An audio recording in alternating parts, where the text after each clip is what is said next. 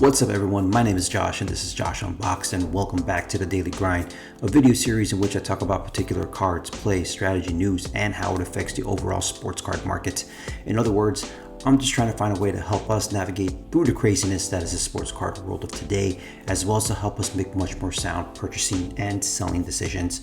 And today I wanted to talk about Olympic cards.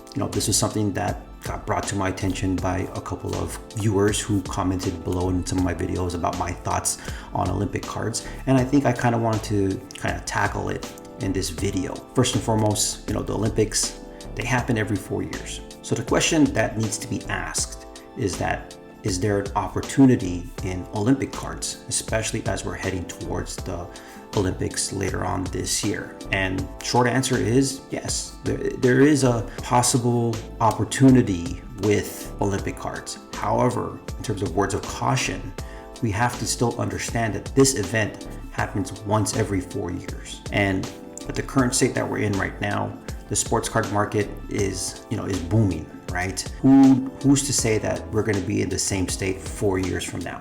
And one of the things I want to caution with before I start talking about Olympic cards is that you don't want to get caught holding the bag. Yes, there's going to be a lot of excitement generated for Olympic cards, but I think when it comes to these types of cards, I think there's a small window of opportunity, right? This is not something I feel personally that has long-term potential or long-term growth. The only two areas where I see sustained growth or long-term potential are within sports that are in the mainstream, such as basketball and even soccer. So those two areas, I feel that if you wanted to focus on Olympic cards for a long-term kind of thing, then I personally myself would look into basketball and soccer. Or unless you're looking at Olympians who are decorated athletes, or those who have set records, people like Simone Biles, Michael Phelps, Usain Bolt. Those types of athletes may have long-term potential just because of the accolades that they have and what they've done for their sport or their event. Like I said earlier, I think for myself, my big focus when thinking about Olympic cards will be focused on the basketball and soccer side. With basketball, there's plenty of opportunities because basketball always puts out an Olympic set, or they have Olympic cards or Team USA cards. Like this year's 2020 Prism has Team USA cards in them. The women's national soccer team has plenty of opportunity too, because they constantly play regularly throughout the years. And these are big events that help decorate or help put the spotlight on those particular players.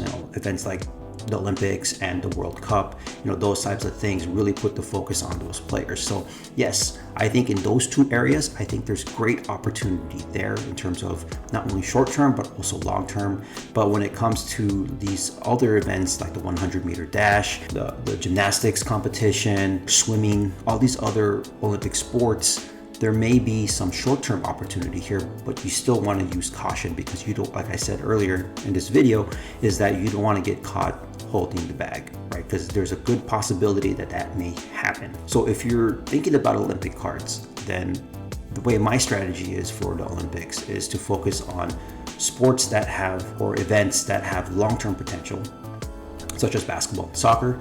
And if I'm looking into other sports, then it's more of a short-term gain.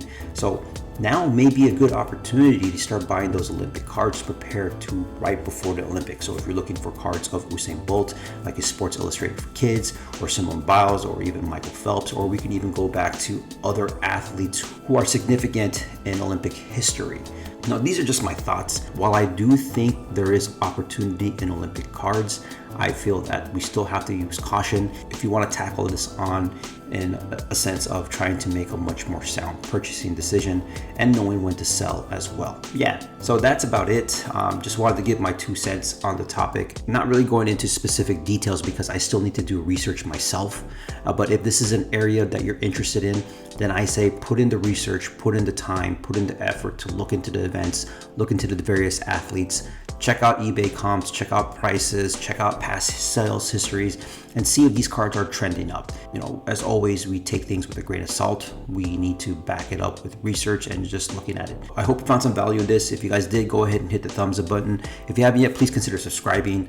Like I say, I like doing videos on a daily basis, and I feel that maybe coming up this week. I might just highlight a few of those Team USA basketball sets, and we can go from there and see if there may be some potential in Olympic cards. And with that being said, thank you guys for watching, and I'll see you guys in the next video later.